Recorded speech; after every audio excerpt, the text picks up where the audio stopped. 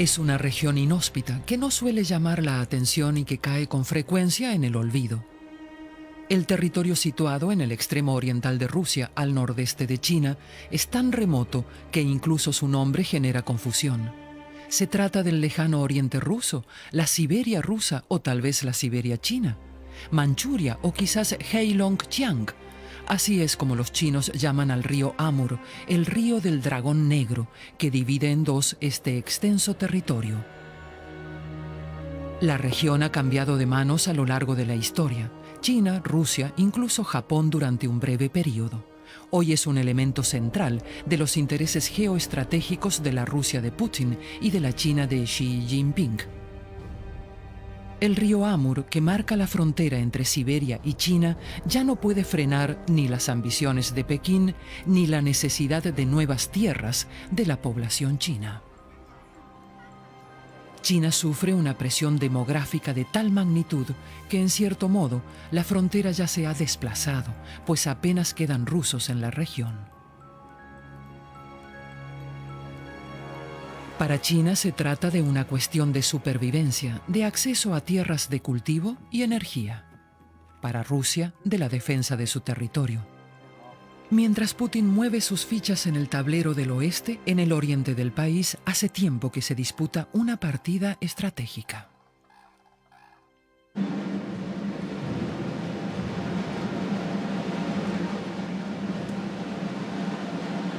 El 22 de marzo de 2013, en su primera visita internacional como líder del Partido Comunista de China, Xi Jinping escoge reunirse con Putin.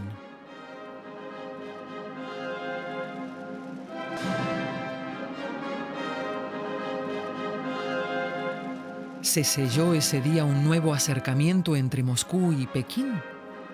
Putin sabe muy bien que después de su ofensiva contra Occidente en Ucrania y en Crimea, está obligado a aliarse con China en el este.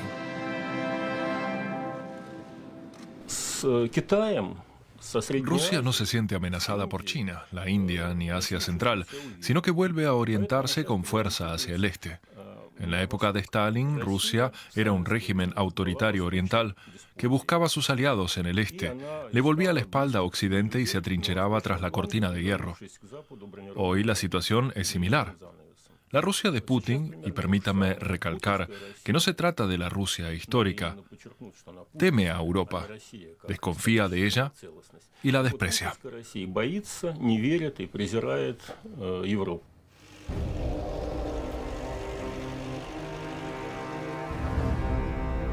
Con la guerra en Ucrania y la anexión de Crimea, Putin abrió una brecha con Occidente. Una situación que se agravó tras el 17 de julio de 2014, cuando un misil ruso derribó un avión civil con 298 pasajeros a bordo. Entre Moscú y sus aliados occidentales reina ahora una tensión con reminiscencias de la Guerra Fría. Al contemplar en la actualidad lo ocurrido en Ucrania desde una cierta perspectiva, observamos que el gobierno sigue inmerso en una fase de declive, de crisis, y que continúa sometido a fuertes presiones. Y al mismo tiempo trata de convencer a los 140 millones de rusos y al resto del mundo, mediante una propaganda casi histérica, de que Rusia es un país importante, fuerte, capaz de lograr cualquier cosa. Pero no es cierto.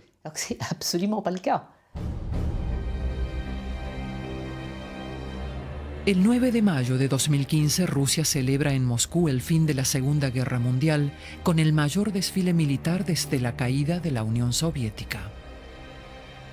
Великая Отечественная была битвой за будущее всего человечества. Наши отцы и деды пережили невыносимые страдания, лишения и утраты. Работали на износ, на пределе человеческих сил. Воевали, не щадя своей жизни. Показали пример благородства и подлинного патриотизма. Слава народу-победителю! С праздником! С Днем Великой Победы! Ура!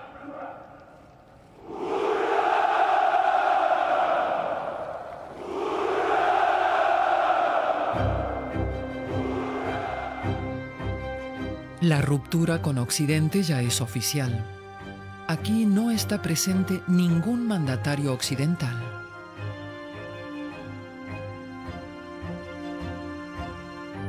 Por contra, la China que Putin busca como socia está en primera fila, representada por Xi Jinping y un batallón de soldados chinos que participa en el desfile. Las inversiones chinas en el ámbito militar no dejan de aumentar y ocupan ya el segundo lugar por detrás de Estados Unidos.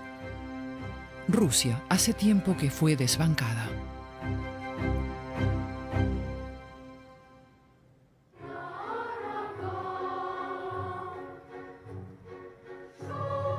Además de su poderío militar, China tiene otro as en la manga: el crecimiento demográfico. La población rusa de 140 millones caerá hasta los 120 millones en 2050, una cifra idéntica a la que tenía hace un siglo. La situación es similar en el extremo oriental del país. Allí se prevé que la población descienda de los 7 a los 5 millones. Al Estado le preocupa el lejano oriente y el retroceso general de la población. Este fenómeno se hace aún más patente en aquellas zonas más apartadas y en declive. Chukotka, en el extremo nororiental del país, perdió en 25 años 2/3 de su población. Durante la época soviética, el Estado atrajo a muchas personas a esa región, con promesas de salarios altos y buenas perspectivas laborales. Hoy mucha gente está abandonando la zona. Atrás quedan solo los nacidos allí, que no son muchos. Del lado chino, 120 millones de personas se agolpan en las regiones en torno al río Amur.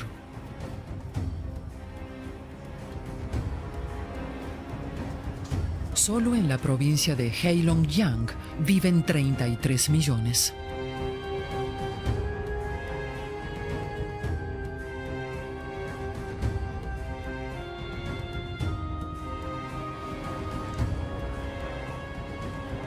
Esta evolución demográfica genera desconfianza del otro lado de la frontera. Rusia teme que oleadas de chinos inunden el extremo oriental de su territorio.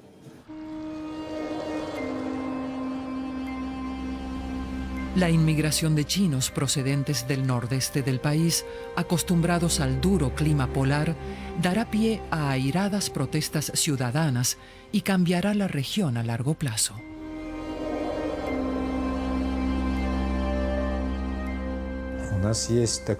En lo referente a la inmigración, tenemos la expresión West Drift. La población se traslada hacia el oeste desde cualquier región situada al este de los Urales.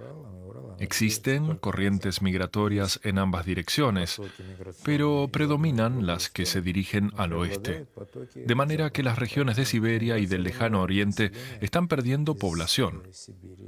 Y no se puede hacer nada para evitarlo, pues los recursos demográficos del país son muy limitados.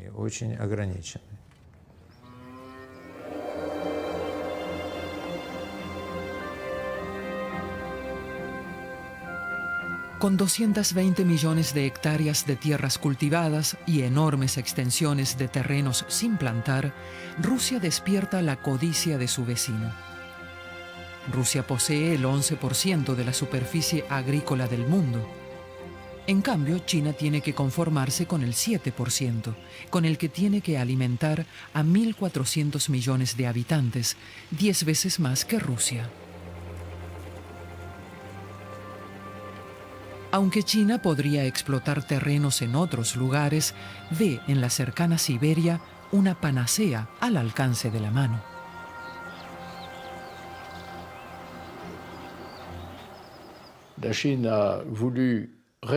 China trató de regular el problema de sus fronteras y lo logró en los 80 y en los 90, incluso hasta tiempos recientes en toda su periferia.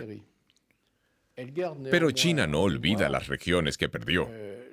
Por supuesto que existen tratados entre Moscú y Pekín sobre el trazado fronterizo entre ambos países, pero en el futuro podría ocurrir que una China sometida a presiones cada vez mayores vuelva la vista al pasado y estudie cuidadosamente qué territorios tenía en su poder en épocas anteriores.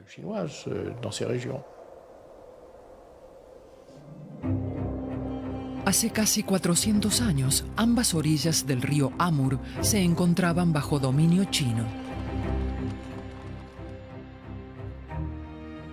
Durante la dinastía Qing, China experimenta un auge tanto cultural como territorial.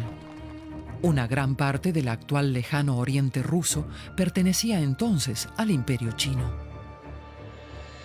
2 siglos más tarde, en 1856, la Rusia de los zares es derrotada en Crimea en una guerra contra Francia, Inglaterra y el Imperio Otomano. A esta derrota en el oeste le sigue una campaña en el este. En 1858, el ejército ruso se anexiona, en el extremo oriental del país, las regiones al norte del Amur y al oeste del Ussuri, asegurando así su dominio sobre el río y obteniendo la garantía de navegar sin impedimentos. Jabárovsk es la primera ciudad fundada tras la conquista de los nuevos territorios. Vladivostok, cuyo significado es dominar el este, encarna la culminación del avance ruso hacia el Pacífico. Vladivostok, la misma ciudad que los chinos continúan llamando Haishenguai o la marisma de los pepinos de mar. China era uno de los 5 grandes enemigos de la Unión Soviética, junto con Estados Unidos, Alemania Occidental, Israel y Gran Bretaña. Tras la caída de la Unión Soviética, el modelo chino de desarrollo atrajo la atención del ala de ideología comunista. No obstante, al mismo tiempo, se realizaba una fuerte propaganda antichina. Se hablaba del peligro amarillo, de la colonización del lejano oriente por parte de China y de que los chinos podrían asentarse en la región. Estas historias gozaron de gran popularidad desde mediados de los 90 hasta 2005.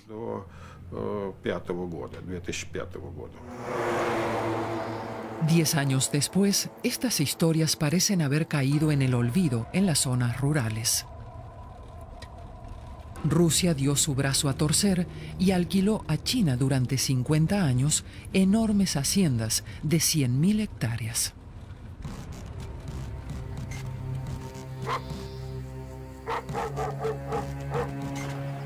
En ellas se cultivan grandes cantidades de maíz transgénico para ser consumido exclusivamente en China. La cosecha asciende a varios millones de toneladas al año. Rusia reacciona regalando tierras. Para atraer más rusos a la región, el Estado entrega gratis 1 hectárea de terreno a quien se traslade aquí. Imagínase a un ruso de Moscú o de cualquier otra ciudad que deja su hogar para mudarse a Siberia a cambio de 1 hectárea de terreno. Con 1 hectárea, en el mejor de los casos, podrá alimentar a su familia a base de papas. Para dedicarse a la agricultura necesitaría varias decenas de hectáreas. Y para que le fuese rentable, necesitaría una propiedad privada con licencia para construir, pero no las hay. La gente sabe que le están engañando. ¿Qué es 1 hectárea en un país con una superficie de 17 millones de kilómetros cuadrados?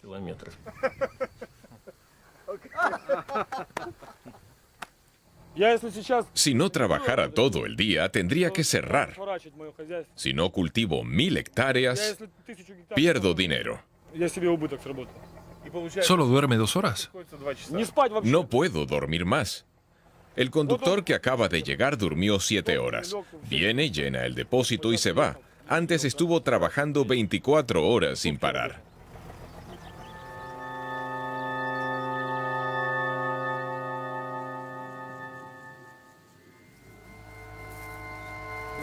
Es por eso que los rusos no quieren trabajar aquí. Cultivando cereales no puedo pagarle un salario normal a ningún ruso. Además, ya no quedan trabajadores cualificados.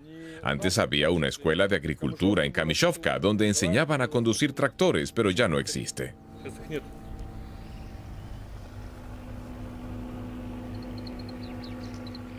¿Cuánto mide este terreno? 3.000 hectáreas. ¿Y el suyo? 4 hectáreas por persona. ¿Y es independiente de esta parcela? Sí, trabajamos para otros. ¿Cómo lo contrataron? A través de un amigo chino de nuestro jefe. ¿Su jefe es ruso y tiene amigos chinos? Sí, en Rusia hay muchos agricultores chinos.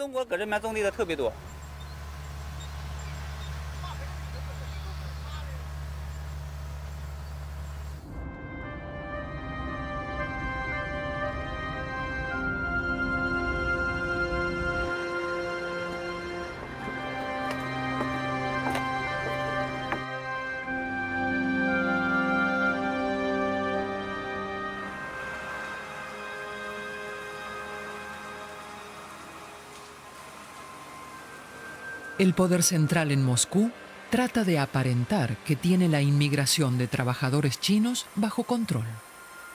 Pero lo cierto es que lucha desesperadamente por frenar la oleada migratoria. Recientemente Rusia ha comenzado a exigir que todos los trabajadores extranjeros superen un examen de ruso para obtener un visado de trabajo. Pero esta ley no es aplicable en esta región y los empresarios la sortean, pues existe otro problema. Aquí solo hay trabajadores chinos.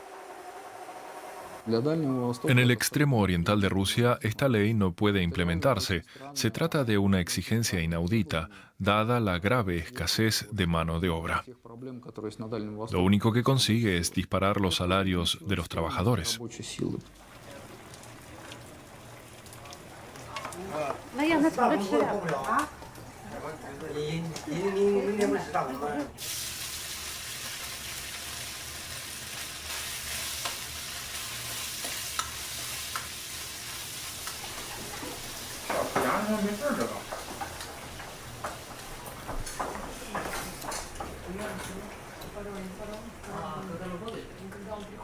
¿Por qué viniste? ¿Por el dinero?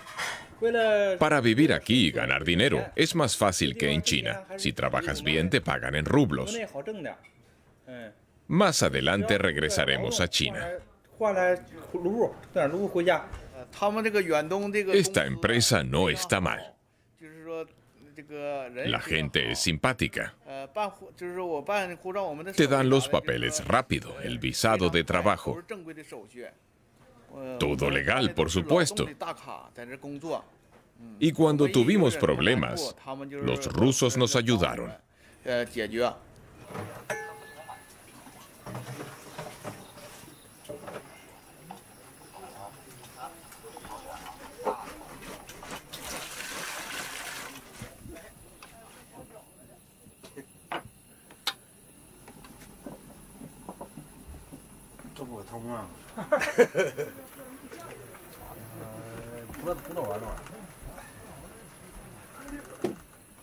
¿Podrías decirnos algo en ruso?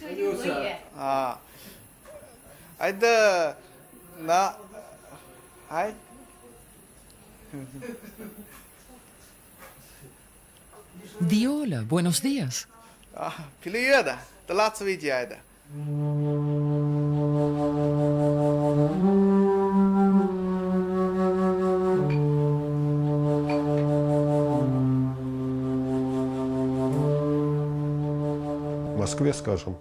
En Moscú, la tasa de suicidio es de 8 por cada 100.000 habitantes. En la región de Khabarovsk o en Kamchatka es de 80 a 100. Son cifras muy superiores.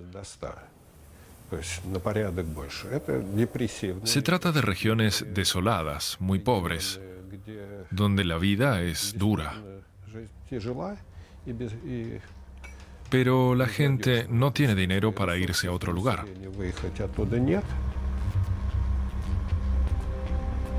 La esperanza de vida masculina en Rusia es actualmente la misma que en Senegal, 62 años.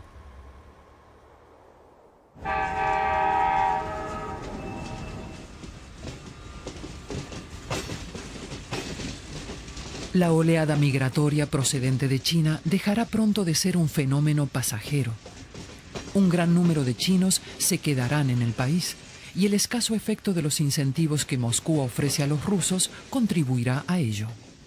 Los expertos en demografía han concluido que no queda más remedio que traer 20 millones de chinos al país. Si queremos que Siberia vuelva a estar poblada por osos, bastará con que no hagamos nada. Pero sería mejor que estuviese poblada por personas. Por eso es necesario incitar a la gente a ello. Y eso implica decir adiós al sueño de Putin de un poder centralizado.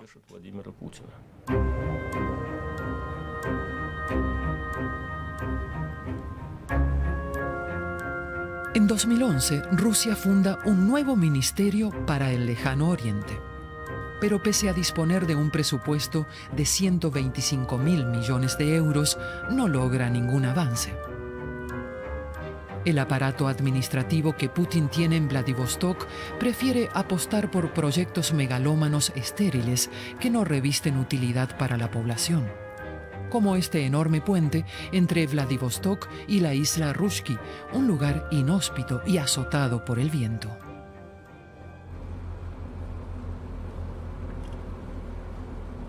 A la hora de realizar inversiones, los chinos tienen una gran ventaja, pues disponen de mayor liquidez. Por ejemplo, Blagoveshchensk.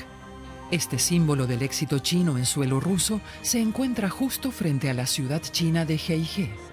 Si no estuviesen separadas por la frontera, ambas ciudades se habrían fusionado hace tiempo. Todas las redes de telefonía chinas funcionan aquí a la perfección, incluso más allá de la frontera. Desde la entrada en vigor de las sanciones contra Moscú, la economía rusa se encuentra en recesión. Nuestros socios chinos pueden invertir pidiendo créditos en China al 5 o al 6% de interés. En Rusia la tasa es del 26%. Mientras que en el resto del mundo se bajan los tipos por culpa de la crisis, Rusia los eleva. Como empresario es algo que no entiendo. Más allá del sector de las materias primas, la economía rusa aún no ha logrado ser competitiva en los mercados regionales e internacionales. Dado que las sanciones afectan también al sector bancario y financiero, a Rusia le resulta muy difícil conseguir capital en los mercados financieros globales. Esto es así incluso en los mercados asiáticos. Creo que Moscú no ha tenido en cuenta que nos encontramos en una economía globalizada y que un país no puede decir ya no hablamos más con los europeos y esperar que en Asia se le abran todas las puertas como por arte de magia. La tan temida conquista por parte de China de los territorios del norte, la supuesta tierra prometida, es en mi opinión un disparate. ¿Cómo explicarlo? ¿Merece la pena conquistar realmente el lejano oriente ruso?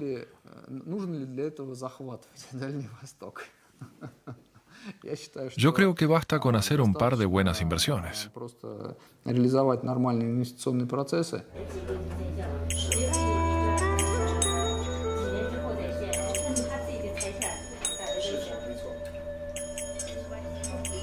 Li Wenhui es el ejemplo perfecto de una integración exitosa.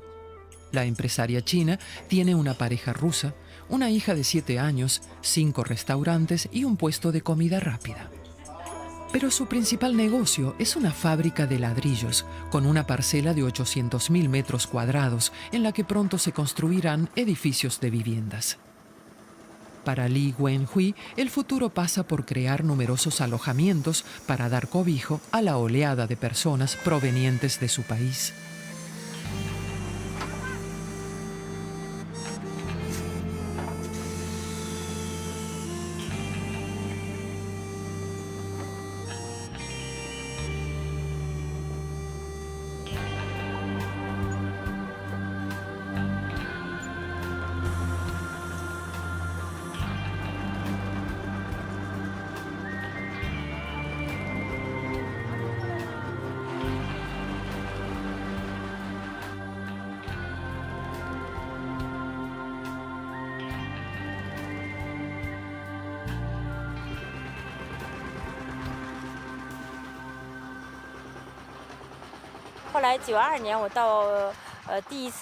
Vine por primera vez a Blagoveshchensk en 1992. Hacía frío. Yo llevaba unos pantalones gruesos, mientras que las muchachas rusas llevaban zapatos de tacón, medias y faldas. Estaban tan lindas. Yo nunca había visto nada parecido en China. Estaba acostumbrada a llevar el mismo vestido de día y de noche. Pero las rusas se cambiaban antes de irse a dormir. Eso era algo nuevo para mí.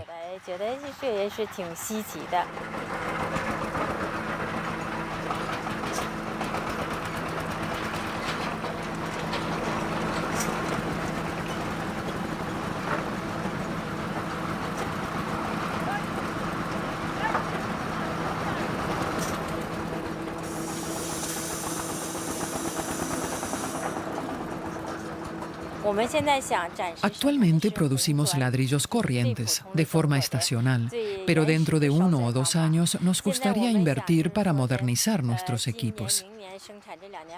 Así podríamos ampliar la producción a todo el año.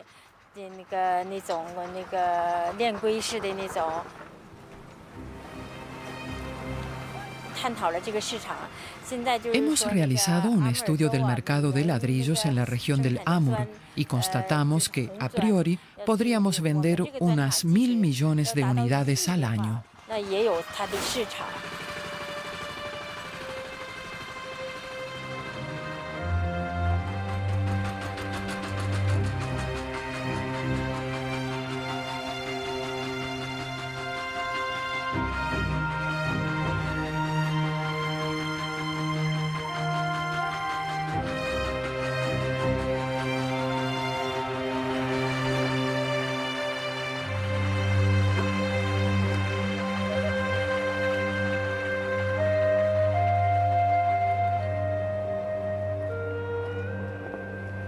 Los chinos ya no disimulan su presencia en la región.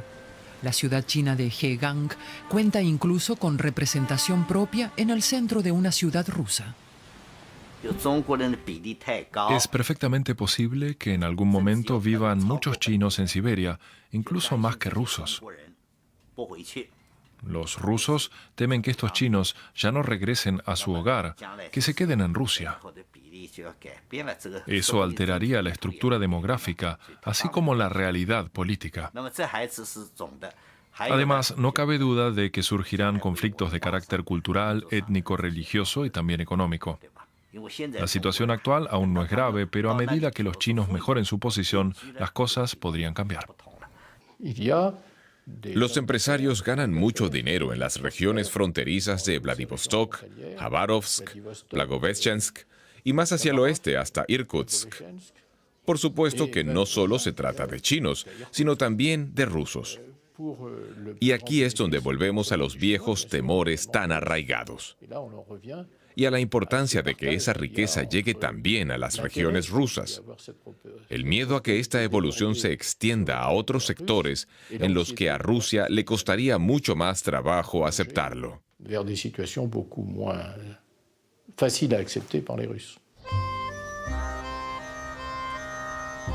La tasa de natalidad en Rusia está en retroceso, pese al incentivo de 9.000 euros que el Estado paga a quien tenga un segundo hijo. Las parejas mixtas de rusos y chinos son escasas, pues la población rusa mantiene las distancias, ahora incluso más que antes.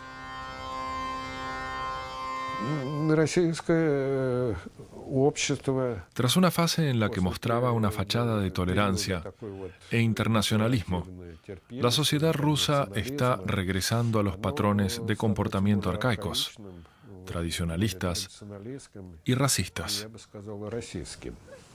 El odio a lo extranjero ha aumentado mucho.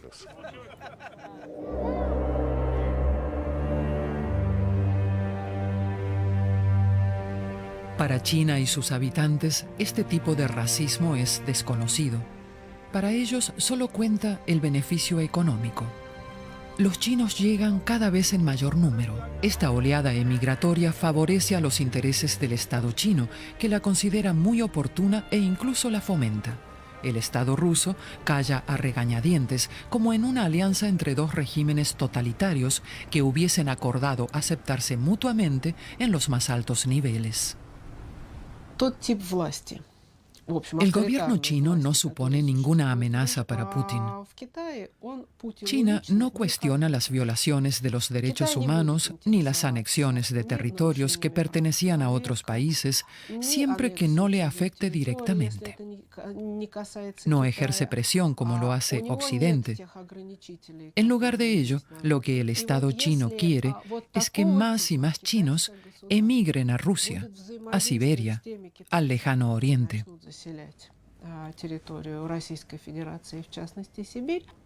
Y la población china se adaptará a este sistema, que cada vez adopta más la forma de un gobierno autoritario.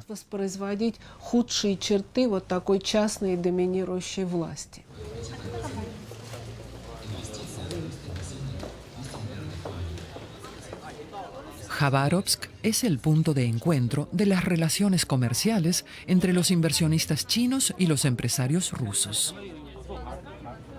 Полезные ископаемые доказанных запасов 115 сортов, в том числе запасов полезных ископаемых горючих сванцев, молибдена, никеля, магния.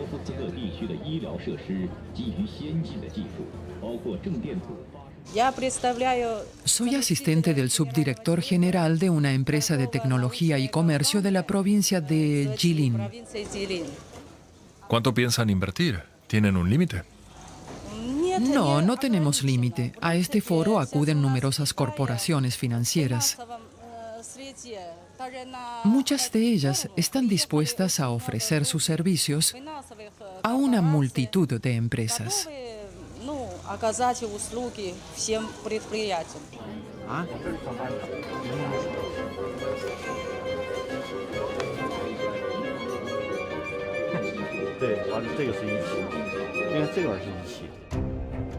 Del lado chino de la frontera, las conexiones con Rusia ya están construidas.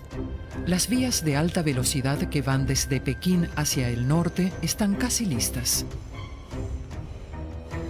Aunque el gobierno ruso aún no ha dado luz verde para el tránsito fronterizo, las empresas chinas ya están preparadas para pasar a la acción.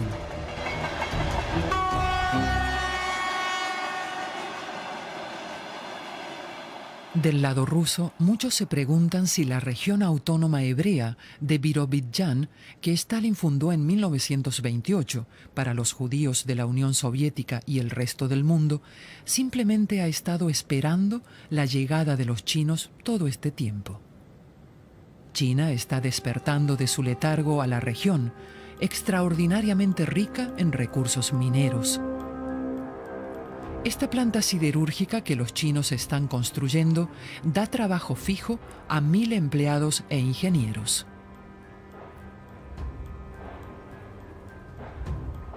Un enclave chino en Rusia que aparentemente escapa al alcance del Kremlin.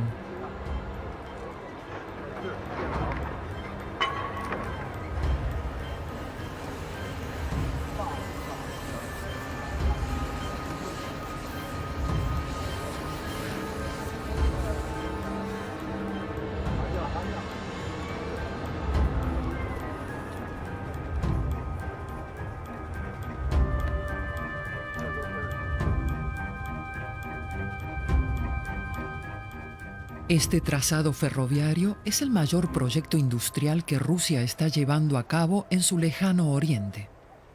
Está listo para unirse a la red de ferrocarriles china en cuanto finalice la construcción del puente que cruza el río Amur.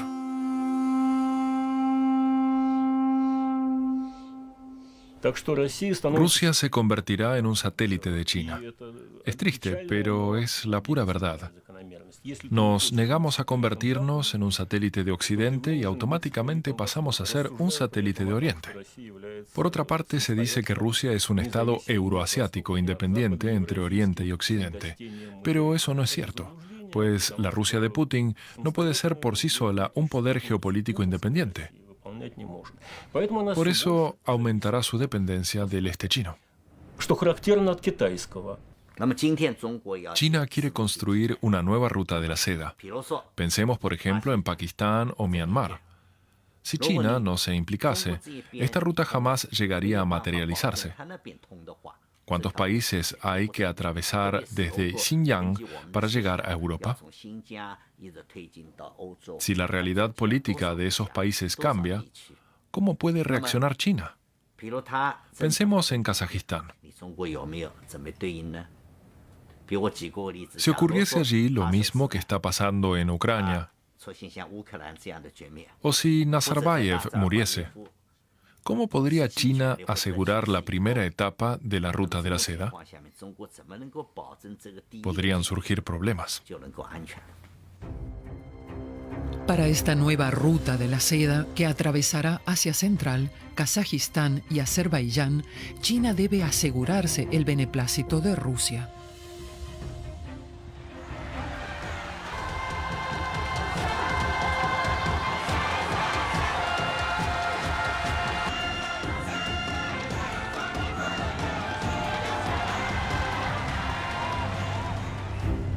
El 10 de noviembre de 2014, con motivo de la cumbre del Foro de Cooperación Económica Asia-Pacífico, Putin y Xi Jinping firman contra la voluntad del enemigo común, Barack Obama, un prometedor acuerdo para el suministro de gas a China. En virtud del acuerdo, Gazprom se compromete a suministrar a China 38.000 millones de metros cúbicos de gas durante 30 años, a cambio de 400.000 millones de dólares. La nueva ruta de la seda por vía marítima entre China y Occidente tendría que atravesar el estrecho de Malaca, el canal de Suez y el canal de Panamá. También se pretende abrir un acceso a través de Grecia. ¿Cómo puede China motivar a todo el mundo a mantener el comercio por esta ruta? ¿Y cómo puede garantizar la seguridad del transporte por mar?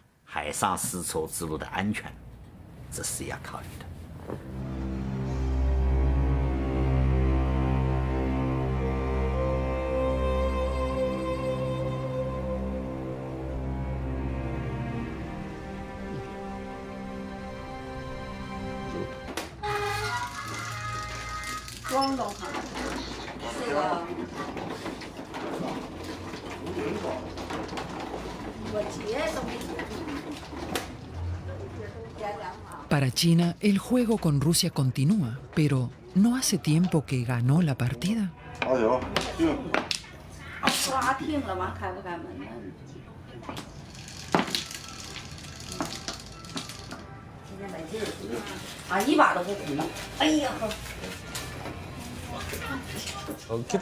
China no necesita a Rusia, solamente ahora, de forma temporal, para mostrar a Estados Unidos que Rusia se ha convertido en su apéndice. Con ello refuerza su posición estratégica y su confianza en su disputa con Estados Unidos, puesto que China quiere desbancar al país americano. La Federación Rusa, encarnada en la figura de Putin, no es capaz de verlo. Rusia y China son socios muy desiguales. China quiere obligar a Estados Unidos a cambiar su forma de negociar, y si no lo consigue, utilizará a Rusia contra Occidente.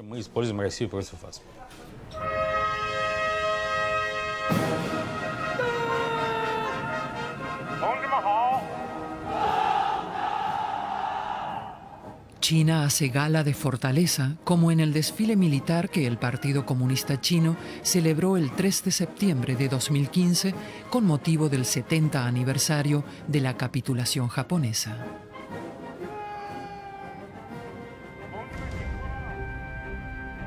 Junto al presidente Xi Jinping, durante la ceremonia, Vladimir Putin parece recordar el desfile que él mismo presidió en su país hace unos meses. Con estas demostraciones de poderío militar, ambos países persiguen un objetivo común: demostrar fortaleza frente a Estados Unidos y sus aliados.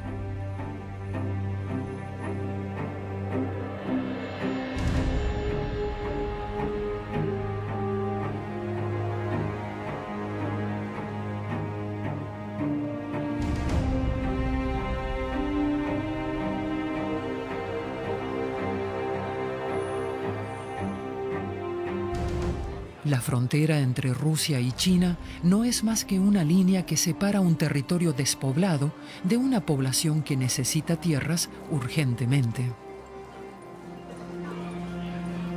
Como en un juego de estrategia, la clave está en saber cuándo avanzar. Los jefes de Estado chinos, que durante años siguieron el consejo de Deng Xiaoping de no llamar la atención y ocultar su verdadero poder, han dicho adiós a esa política. Hoy en día ya no tienen reparos a la hora de mostrar sus ambiciones. El afán expansionista chino acaba de comenzar y su estrategia global abarca los próximos 50 años. El Partido Comunista Chino ha aprendido del fracaso de la Unión Soviética. Su intención es perdurar eternamente, como la grulla de Manchuria, que habita en ambas orillas del río Amur. En China, la grulla es un símbolo de la vida eterna.